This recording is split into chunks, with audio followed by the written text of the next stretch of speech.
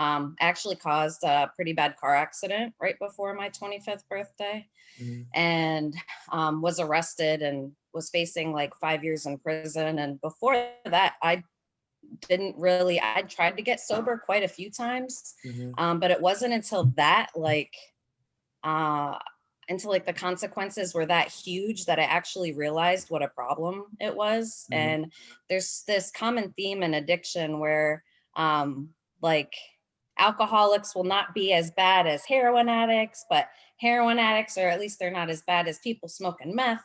And there's all this judgment, right? And even between mental health and addiction, I find the same thing. Whereas there's all this like segregation between the two, but it's all the same. In order for me to get sober, I had to focus on my mental health. And so that's kind of what started my passion in the field, is the lack of compassion Mhm. amongst mental health professionals and the judgment against people struggling with mental health and addiction altogether. Mhm. That really kind of drove me to get my master's degree and start becoming a therapist so that I could kind of use my own experience to help people. Welcome to Q's Health and Wellness Podcast, your source for living a healthier lifestyle and developing a better mind, body, and soul. Through guidance, tips, and stories of highly successful fitness gurus, athletes, and individuals who are passionate about enhancing all aspects of life, we provide you with the tools to help you take your lifestyle to another level. And now your host, Quinn Mitchell. Welcome to Q's Health and Wellness Podcast. This is your host, Quinn Mitchell. Today I have a very special guest. Sarah Jenkins is a psychotherapist that specializes in addiction and mental health. How are you doing today? Hey, I'm doing good, Quinn. Thanks for having me on the show. No problem. So for people not familiar with you, would you mind giving a brief introduction about yourself? Sure. I specialize in working with mental health and addiction. Um, oh, Basically, I got into the fields with my own recovery. So I actually struggled with addiction for a long time. And probably between the ages of like 13 right before my 25th birthday, actually caused a pretty bad car accident right before my 25th birthday, Mhm. and was arrested and was facing like 5 years in prison. And before that, I tried to get sober quite a few times, Mhm. but it wasn't uh, until like the consequences were that huge that I actually realized what a problem it was. Mhm. And there's this common theme in addiction where like alcoholics will not be as bad as heroin addicts, but heroin addicts, or at least they're not as bad as people smoking meth. And there's all this judgment, right? And even between mental health and addiction, I find the same thing. Whereas there's all this like segregation between the two, but it's all the same. In order for me to get sober, I had to focus on my mental health. And so that's kind of what started my passion in the field, is the lack of compassion Mhm. amongst mental health professionals and the judgment against people struggling with mental health and addiction altogether. Mhm. That really kind of drove me to get my master's degree and start becoming a therapist so that I could kind of use my own experience to help people. Mhm. No, that's really awesome. But one of the things also, 'cause I know you mentioned on social media, was when you were pursuing your master's degree, a lot of people, or even the people that you were helping you, doubted you during that time. So how did you stay motivated during that time, and even push to get your master's degree? Yeah, it's funny because, there was all these labels when I first started my journey into sobriety. I was a criminal, an inmate, person struggling with mental health. So there's all these different labels. So I remember going to like my probation officer and going through the addiction treatment and all my court mandated treatment. They constantly ask for your goals, right? Mhm. So one of my big goals was becoming a therapist. I always wanted to be a therapist when I was a kid, but obviously got away from it in addiction. So when I kind of shared, like, I want to go to grad school, and it happened over and over where people would tell me to have more realistic goals. Like, you were arrested for a felony. That's probably not the realistic option. Let's kind of focus on what you can do. And I'm like, no, that's my goal. And Mhm. so I think for me, I kind of I have a healthy dose of arrogance, and I don't really like people telling me what to do, especially telling me what I can't do. So for me, it was a challenge. And the more that people doubted me and told the majority of people in my life, if you knew me as a like an addict and an alcoholic, most people are like, she would never stay sober. And that's kind of how I thought about it too. Like there was a big part of me that doubted me, but that also is the very thing that pushed me to stay sober, because I wanted to prove myself wrong. I wanted to get my master's degree. I wanted to change the world. Like I felt like there was such a greater purpose. And honestly, when the mental health professionals kind of like doubted me and encouraged me to come up with more realistic goals, that was like fuel for me, because I never wanted to make anybody feel like that. It doesn't matter where you come from, what your past is, what your diagnosis is, the drug you're struggling with, what your criminal history is. None of that matters. What matters is so much deeper than that. And I think that's kind of what I wanted to get at. Like who I was as a human being had nothing to do with all of these external things and the way that people judged me, because who I was as a human being was so much deeper than that. And it took me a while to find it, but that's kind of what drove me. Does that answer your question? That's awesome. Like I said, it's very inspiring within itself. So why do you think mental health and addiction is, to me, even me being 24 years old, is something that I feel like even on social media is rarely even spoke about or people shy away from. Why do you think that is? Ooh, how could I answer this question in a concise way? So there's in American society, we're taught from a young age that to have emotions is a weakness, right? To show your vulnerabilities is a weakness. And we're in an individualistic society where everybody is like competing against each other, where you should be better than the person next to you. And you shouldn't ask for help because asking for help is a weakness. So there's all these like social constructs and deep messages that were given as a child, like from a very young age. So we kind of like almost feel ashamed of having emotions, right? What I realize in working with adults and working with people, especially for the first time in recovery, is that they are literally allowing themselves to feel their emotions for the first time. You know, when people come to therapy, sometimes not until 50, 60 years old, they're learning for the first time what their emotions are, how to name them, how to identify them. Like we're born with emotions like sadness, anger, disgust, shame, guilt. We're supposed to feel all of those things. But the natural tendency is, rather than feeling those feelings, the natural tendency and the unconscious messages tell us I shouldn't feel that way. I shouldn't be disgusted with myself. I shouldn't be sad. I should be positive and act like I have it all together and under control, because that's what the world wants to see. Nobody wants to see a negative Nancy. Like there's even terms out there for people to shy away from expressing their authentic feelings.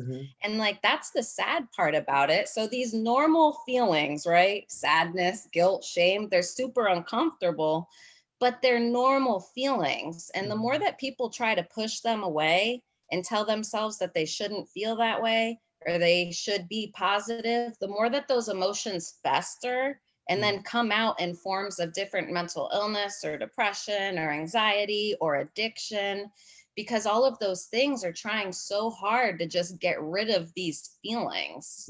Whereas therapy kind of teaches a different way of having a relationship with the feelings and to get to know them, embrace them. They teach you so much. Nah, you're definitely right. And a lot of times I feel like even people like you said, they're afraid of sharing these emotions. So I mean, I know people personally that they the only reason why they drink alcohol is because they can't cope with the feelings that they have. So with in those types of situations, what would you advise people that really don't know how to express those feelings, or they're ashamed of them, so they go to other devices? What would you advise them to do in those situations? That's a great question.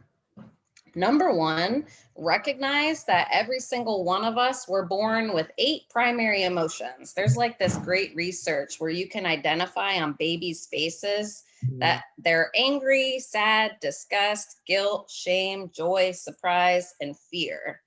So those are the 8 primary emotions. You can find a list anywhere, but stick with those. So first of all, recognizing that every single human being has them, and they are great motivators. So the entire purpose of emotions is to motivate us without thinking, right? But you can use the thinking mind to understand the underlying emotions. So the first step is really allowing yourself to feel. And it's not something, if you've had a lifetime of not feeling emotions, I highly recommend having someone support you, either a therapist, or for people struggling with addiction, going to like AA meetings or any kind of 12-step meetings, even religious groups. There's tons of Celebrate Recovery and support groups within the religious community, because we cannot objectively see ourselves alone. We rely on other human beings to call us out, to tell us when we're wrong, to tell us when our perspective is biased. So we need other human beings through this process, right? So I think the first step is really just acknowledging that your feelings are normal and everybody has them. The second part is really understanding like the purpose of them, right? So one of the ones that are really difficult for me to feel is disgust. If I'm disgusted with myself or ashamed of myself for how I handled a situation, for how I treated someone, for something that I said, that one's really uncomfortable. And so the natural tendency is you shouldn't feel that way. It's not a big deal, but then you're dismissing the entire emotion and what it's teaching you in general, right? So when I can be like, oh, I'm disgusted with myself because that was a horrible decision and I was actually really mean to someone, that feeling, acknowledging it and identifying it, that feeling is what changes me. So just realizing that your emotions serve a valuable purpose, and that feeling is literally the thing that makes you a better person. And so just the fact that I can feel my emotions today is a huge blessing in itself, because it teaches me everything that I need to know. So if I have these really intense emotions and then I have urges to use or urges to escape, like just changing my perspective, the fact that I'm sober today and I can feel my feelings is a blessing in itself. Definitely, it definitely is. And another thing I want to ask you is because I know a lot of people that deal with like mental health and depression, they often think that money is the answer to happiness. And a lot of times when I'm sure you know some of the most wealthiest people, they end up killing themselves because once they have that wealth, they're still not happy within themselves. And one of the times I know people that come to me for advice, I tell them like one of the most things that you have to do is really find out who you are as a person, because a lot of times I feel like with the society that we live in, we're often trying to be somebody that we're not. So what would you advise the people that really struggle with being who they are, wholesome as a person? Mm, so I love that you kind of focused on that like aspect of people trying to portray a certain image and being someone that they're not, because that's literally the point, right? Like happiness doesn't come from any external thing. Like joy, first of all, is a fleeting emotion. It's not something that is a constant state of being, but you can feel content and peace and okay when you truly know yourself. When you truly allow yourself to be separate from society rather than trying to fit in with a society you may not agree with. And I think the first step to that, again, is feeling your feelings, because then you will know what pisses you off, what makes you feel good, the type of people you like to be around, the people that you don't want to be around. So acknowledging those feelings, one, is the first part, and getting to know yourself. And kind of that creates like this image of who you are. The more that you recognize what makes you sad, what makes you feel good, the more that you understand who you are. This theme comes up so much about people feeling like there's something wrong with them because they don't fit into this society. A lot of people that I talk with are so tired of like superficial fake discussions and fake social media posts, but it's like, where do you have these actual deep, authentic discussions? And I literally have this conversation with like everybody feels the same way, but everybody feels like they're different from everyone else because that's not what is portrayed in society. So I think what we're doing now, just talking about it, and like, I love that people come to you for help because you can get that depth from other people and what they're going through and what they're dealing with. And then that makes you feel like, oh, I'm not crazy. I'm not alone. I totally relate. Right. Yeah. So And how much of social media do you think impacts mental health as well? Because I know you being a psychotherapist, it's like, I know a lot of people may come to you and I mean, like, to me, I've always said they try to portray something, and not, especially in the fitness industry, or women, specifically women that I know, they aren't comfortable just being who they are. They look up to these Instagram models, and it's like they're living a lifestyle that's not really who they are. So how how do you think social media has portrayed or has impacted mental health that you've seen over the years? mm, significantly, yeah, because there's so much like editing and again, superficial stuff based on what everybody else wants to see versus what people actually want to share. But it all ties back in together because if people don't really know themselves and they internally feel like there's something wrong with them, or they have to be like this person or be more like that person because they don't really know who they are, then that's kind of the underlying depth of it. Because you can have social media and not compare yourself to every single person that you see. But the problem is so many people have been taught for so long that one, they shouldn't feel their feelings, and two, they have to be more like everyone else and try to fit in, that it's wildly uncomfortable to stand out from the crowd or to go against the grain or to talk about mental health and addiction because it's still something we're not supposed to talk about. So it is like, it's hard to go against the grain. But I think that like the idea of social media and that people are portraying a certain image kind of creates this falsehood of what reality is, because not many people are talking about their real struggles. I mean, I follow a lot of people in recovery and addiction, so there's a lot of real struggles that I see from those kinds of crowds. So it's also like who you are, who's in your group, right? If you're only following like fitness and people whose idea is like a perfect body, and that's kind of what they're portraying, that's going to be your perception of reality. But if you're following people who specialize in mental health or who struggle with mental illness or addiction, you're going to have a different perception of reality. Got you. So what advice would you give to somebody, let's say, if they're in the, like, say they're in the dating culture, right? And they're trying to find somebody that's significant, but they're struggling with an addiction or the mental health. What advice would you give to them? Because I know sometimes people just don't want to come out and say, hey, I'm battling with this or I'm dealing with this. So what advice would you give to them?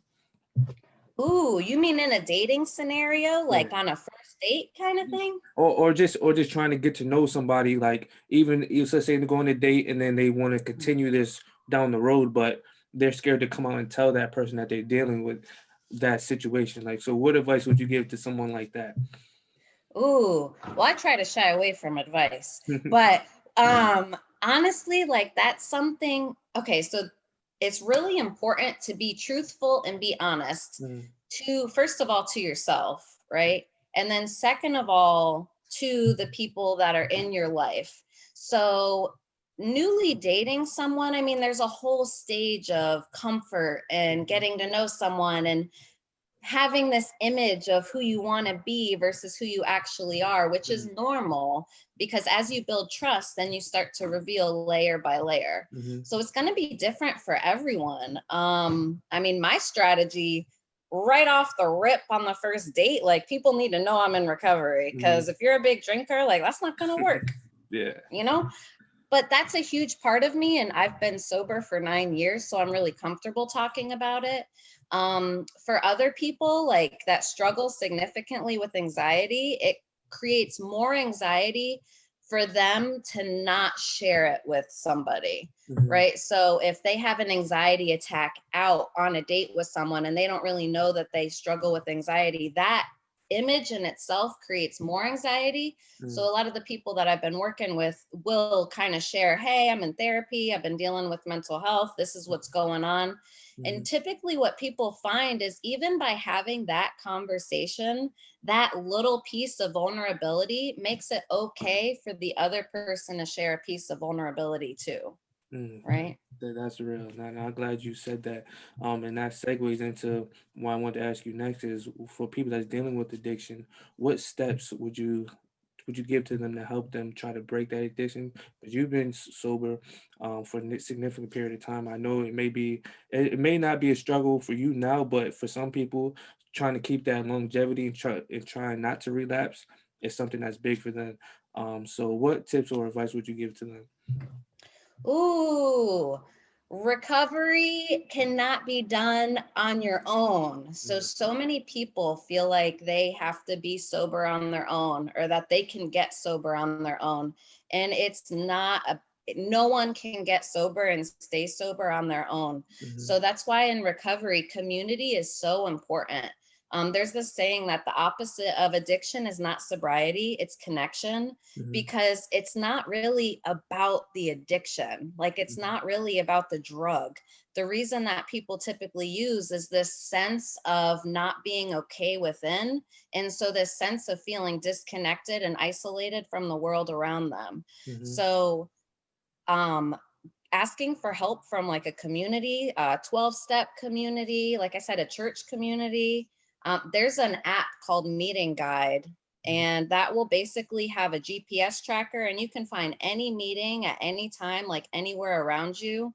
And mhm, you will go to a recovery community or 12-step group where you've got other people also dealing with the same issues, mhm, struggling to not drink or in long-term sobriety and wanting to drink. So in those rooms, you have like the most authentic, honest conversation that you'll pretty much have. Like that's like the honestly the best place that I've ever gone to where you have like the most honest, deep discussion because mhm, people sharing their innermost vulnerabilities. So even just hearing other people share, like there's something that I hear from every single person, and there's that connection. So when you hear something from another person and you relate and you feel that emotional connection, that is what changes people. And mhm, that's literally the healing thing in a therapeutic relationship is the energy transference between the two. mhm, So that one, knowing that you can't do it on your own, two, asking for help, and then three, kind of creating a community and being around other people, other like-minded individuals who want something similar to you. So you know that you're not alone, but it's a feeling that takes some time to get there. definitely. In concluding, I wanted to say this for the near ending of the podcast. I know this is something that a lot of people deal with as well as dealing with pain. Let's say like dealing with losses or just dealing with things that are out of their control. What tips would you give to those people? Because I know um I know people personally that they drink because they're dealing with pain outside of their control. Like they can't, like say if their mother died or something, is just some pain that's outside that's greater that just overtakes them and they need something to cope with or they need to get it out. So what tips would you give to them that they can maybe go instead of drinking they could do something else? Mm, that's a good one. Well, so first, the thing that helps me a lot is like using logic, right? So the thing to understand about alcohol and drugs is the reason that it works so well is because it stops the brain from being able to feel the full extent of emotions. It's an emotional number. But what that does is it prolongs the grief and loss. Mhm, So the amount of grief and pain that you feel is not going to go away if you're drinking or using drugs. mhm, Actually, so it feels like you're emotionally numbing yourself, but it doesn't actually go away. So when people drink, it stops the brain from being able to process emotions. Mm-hmm. So when you first get sober, then you actually can feel your emotions to its fullest extent. In your brain, the human brain is such a beautiful thing. Like every single human being is capable of processing a tremendous amount of hurt and pain and loss and being able to learn from it and grow from it and move on. But you have to feel the full extent of that pain from a sober mindset in order for it to go from the front of your mind and ingrained to your long-term memory. And that's kind of what processing is in therapy, because once you can feel the full extent of the pain, the grief, the loss, the turmoil, then it will kind of become part of your being rather than something that's occupying your mental space in the front of your mind over and over and over. So that's the first step, is kind of just realizing that using drugs and alcohol to cope is just going to prolong the pain. And so I think sometimes that's helpful for people to know, because a lot of times people don't realize that. I know people who feel the same amount of grief and sadness and despair as they did 10 years ago when something first happened, because they've been drinking the entire time. That's deep, but I'm glad you, like I said, you gave those tips, because a lot of people struggle with that. And even now, being in quarantine and being and everybody can't leave the house, I'm sure, as you know, divorce rates are through the roof. People are dealing with mental health, addiction. So, what advice would you give to those people that are dealing with quarantine? And I mean, you really can't go anywhere because it's the government policy, but at the same time, they can't deal with the everyday basis of living life, seeing the same person. Because think about it, if you were married to someone on a regular before quarantine, you would go out, go to work, and then you see them come back. But now when you're stuck in the house with them 24/7, it can be driving you up a wall. So what advice would you give to people that's dealing with or struggling with this? Mm. Yeah, so there's so many, and that's like everybody is dealing with the same thing. Like humans are not used to being with themselves 24/7. Like we're used to having those distractions, kind of like you were saying earlier about thinking that money creates happiness. That's just another distraction that's outside of the human mind. So everybody's kind of dealing with this right now in different ways, but there's so many ways that you can get help even in quarantine. So there's support groups. There's an organization called Depression Bipolar Support Alliance, and they have usually free support groups. So anybody struggling with like any kind of mental health, they have free support groups that a lot of it's done by Zoom. Same with AA meetings or NA meetings. A lot of those groups are all done by Zoom right now because people need that connection. For people who want therapy, pretty much any therapist right now provides telehealth options. So for people looking for therapists, there's a great website on Psychology Today that has a therapist locator, where you can find someone near you, someone that you vibe with, and then see them through telehealth as well. So there's a lot of ways to get help using technology. And then honestly, anything that people can do to get outside of the house, like spending time in nature, doing things on your own that you can enjoy to spend time with yourself. Yeah, definitely. And I want you to talk about even behind yourself, Recover Life, that's your own company. I want you to speak on that a little bit if you don't mind. Sure. So actually, I was working in addiction treatment in the midst of COVID. I was working at a treatment center with my awesome clean family that I love. But I was realizing that during COVID, all the therapists were going telehealth. And for me, because I specialize in mental health and addiction, the amount of suicide rates and relapse rates and overdose rates were skyrocketing at that time. So I quit working in addiction treatment and built my own private practice because I wanted to see clients in person. We have the COVID safety precautions and all that good stuff. But for me, it was that interpersonal contact that we desperately need in mental health and addiction. Like we need personal contact. And to me, that the risk of social isolation and kind of the effects of social isolation were far more detrimental to people's health than the possibility of getting COVID. So that's kind of what inspired me to start my own private practice and collaborate with other treatment centers in the area and make sure people after treatment are continuing their therapy to help kind of prevent relapse. Yeah, well, that's awesome. So, like I said, I'm glad you've come on the show and spoke about all these things, because I know a lot of people, like I said, are dealing with this, and a lot of people don't really talk about it because keep it at the back of their brain. But in reality, when they lay down at night, it's like something that they have to deal with. So, like I said, I'm glad that I reached out to you. You came on the show and definitely gave some good advice. And before I let you go, I wanted to ask you, what's a typical day like for you? Ooh, typical day. I have a pretty good routine. So for me, like my own recovery and mental health, I do a lot. Mhm, So like I do yoga, meditation, I write every single day. mhm, I write in the beginning of the day, I write at the end of the day. Um, I eat like real healthy, mhm, typically like some roasted vegetables and avocado and fried eggs in the morning, mhm, and then something healthy in the evening. But that's kind of what my morning is like, based on self care and centering myself. And mhm, then I see a lot of my clients through telehealth sessions in the later mornings, and then my in person sessions in the afternoon and evenings.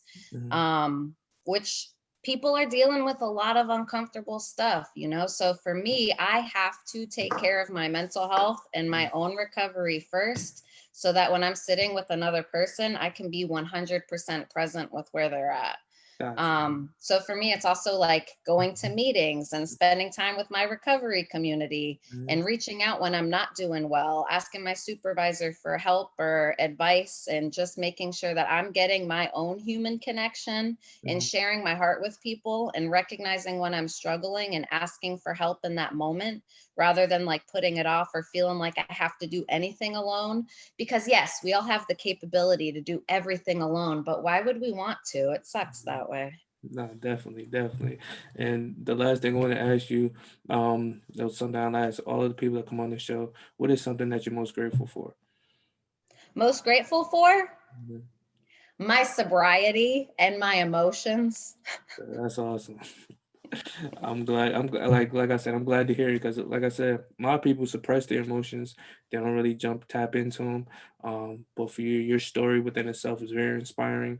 And I do appreciate you coming on the show. So for anybody that wants to get in contact with you, would you mind just saying your contact information? Sure. What, let's see. My website is recoverlife.us. Hmm. My email is Sarah, SARAH, at recoverlife.us.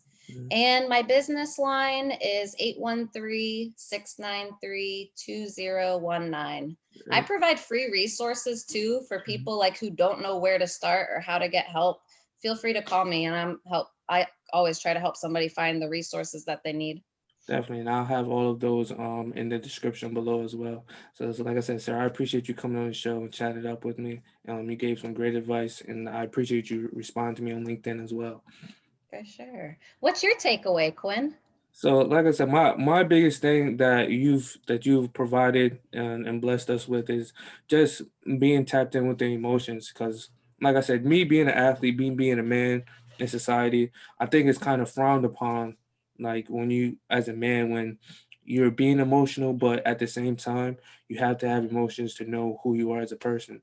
As me as an athlete, it was always tough at times, because when things didn't go my way, or if I had an injury, that was my biggest thing. When injuries came into play, my mental health would be, I would get depressed. Like my senior year, I would get depressed, and just knowing what I'm grateful for, and being self aware of who I am as a man, that made me go into refocus my energy into being something positive and being an inspiration to others. So everything that you said today is really hit the nail in the coffin, because, like I said, me, I struggle with it being an athlete, and I know many other athletes struggle with it as well.